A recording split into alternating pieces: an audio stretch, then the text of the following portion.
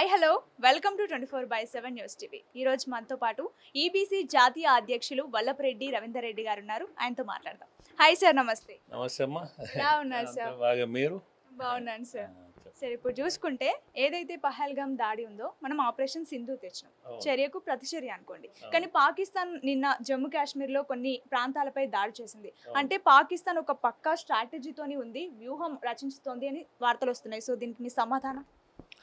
అంటే పాకిస్తాన్ వ్యూహం రచిస్తుంది అనేది పాకిస్తాన్కి ఏ వ్యూహం లేదు. ఏదంటే ఒకటే వ్యూహం ఏంటంటే ఉగ్రవాదులను పెంచి పోషించడం తప్ప ఇంకొక వ్యూహం లేదు. తర్వాత శాంతిని అశాంతిగా మార్చడం తప్ప రెండో వ్యూహం లేదు. ఇది ఒక భారతదేశంలోనే కాకుండా ఇది యావత్ ప్రపంచం వల్ల కూడా ఈ పాకిస్తాన్ చేస్తున్నటువంటి ఈ దుశ్చర్యలు పెను ప్రమాదంగా మారినాయి. ఈ క్రమంలో భారతదేశం ఒక గొప్ప నిర్ణయం తీసుకున్నది. అది కూడా ఎట్లా తీసుకున్నదంటే ఏ వ్యక్తుల మీద కానీ తర్వాత ఏ వ్యవస్థల మీద కానీ దాడులు చేయకుండా ఏదైతే ఉగ్రవాదులు ఉన్నారో ఈ దేశ సమగ్రతకు కానీ లేదా భారతదేశ సౌభ్రాతృత్వాన్ని కానీ అదేవిధంగా ప్రపంచ శాంతికి కానీ విఘాతం కలిగేటువంటి ఈ ఉగ్రవాదుల మీదనే దాడి చేయడం జరిగింది.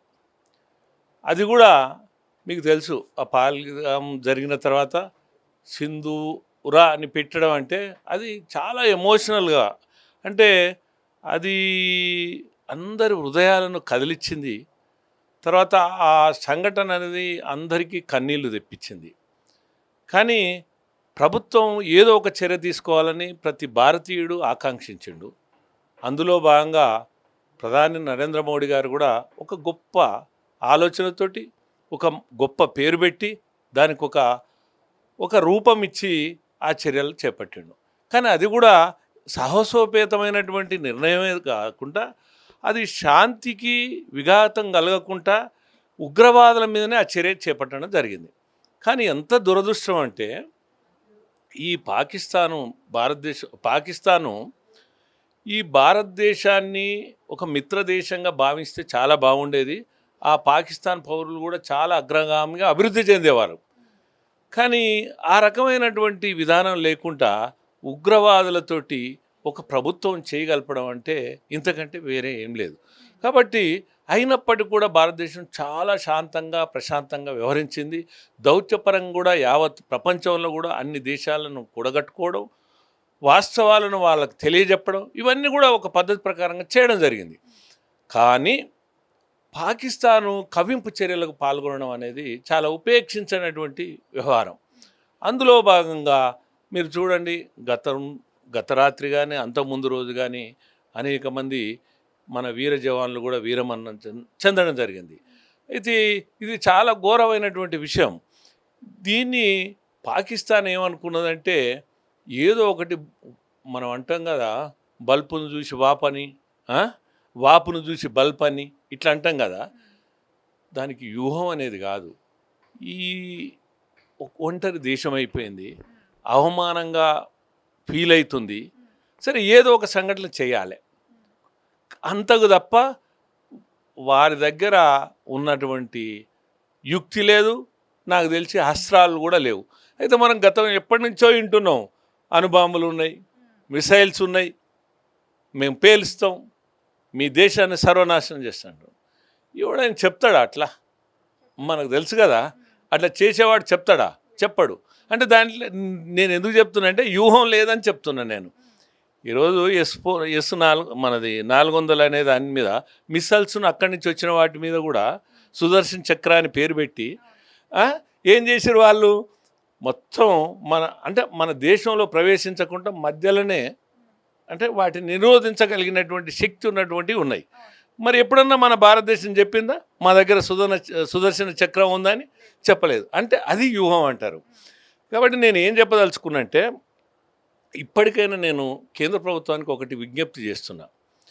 దేశ సమగ్రత విషయం వల్ల మీరు ప్రపంచ దేశంలో ఏదైతే ఉగ్రవాద చర్యల మీద పాకిస్తాన్ను ఒంటరిగా చేయడం ఏదైతే వ్యూహాత్మకంగా చేస్తున్నారో, నేను అదేవిధంగా యావత్ భారతదేశంలో కూడా దేశ సమగ్రత దృష్ట్యా అందరూ భారతీయులేమే కాబట్టి కులాలకు, మతాలకు, ప్రాంతాలకు అతీతంగా అందరూ జీవించే విధంగా ఉండాలంటే ఈ దేశంలో ఉన్నటువంటి ఇంటి దొంగలు ఉంటారు కదా, వాళ్ళను కూడా వేరు చేయాలి, వాళ్ళను కాల్చేయాలి.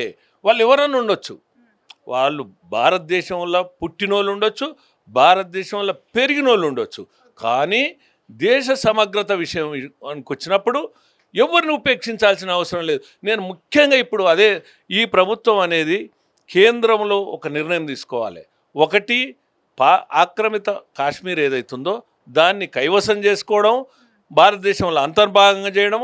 2, ఉగ్రవాదులను వేరు చేయడం.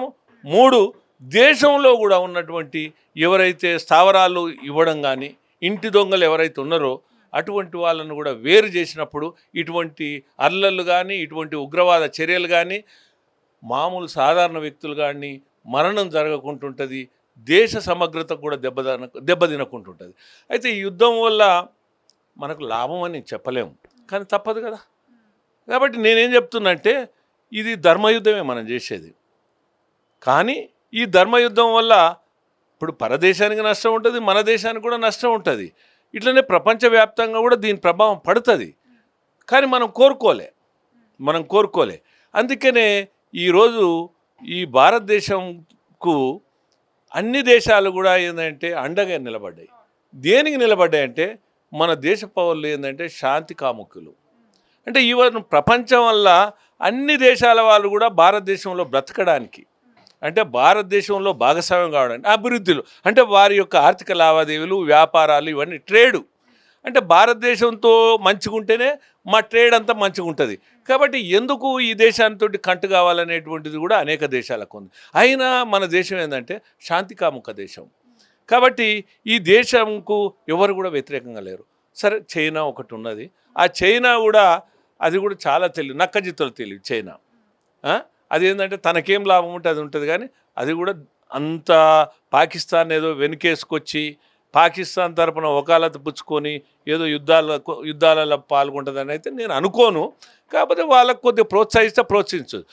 ఏది ప్రోత్సహించినా కానీ ఇప్పుడు కేంద్ర ప్రభుత్వం ముందరున్న తక్షణ కర్తవ్యం భారతదేశాన్ని కూడా నిర్దిష్టంగా, నిర్మాణాత్మకంగా, ఒక ఐక్యతతోటి అంత భారతీయులనేటువంటి భావన కొరకు ఈ దేశంలో ఎవరైనా ఉన్నటువంటి చీడపురుగులు ఉన్నా చీల్చి చెండాలని నేను ఈ కేంద్ర ప్రభుత్వానికి విజ్ఞప్తి చేస్తున్నా. అదేవిధంగా ఇక్కడ మోడీ గారిని కూడా అభినందిస్తున్న. వారి యొక్క ఆలోచనలు ఈ దేశానికి, ఈ దేశ సౌభ్రాతత్వానికి, దేశ సమగ్రతకు చాలా ఉపయోగకరంగా ఉంటుంది. రాజకీయాలకు అతీతంగా, కులాలకు అతీతంగా, ప్రాంతాలకు అతీతంగా ప్రతి భారతీయుడిగా భావించి మనమందరం కూడా వీర సైనికుల్లాగా మన హృదయాలు స్పందించాలని, ఇప్పుడు ఏదైతే యుద్ధభేరిలో పాల్గొంటున్నటువంటి వీర సైనికుల వెంట మనం ఉండాలి. అదేవిధంగా ఎవరైతే అమరులైనరో వారికి మనం జోహార్లు అర్పిస్తూ మనం ఈ జై భారత్, జై హింద్ అని నేను ఈ సందర్భంగా తెలియజేస్తున్నాను. Okay sir, thank you so much.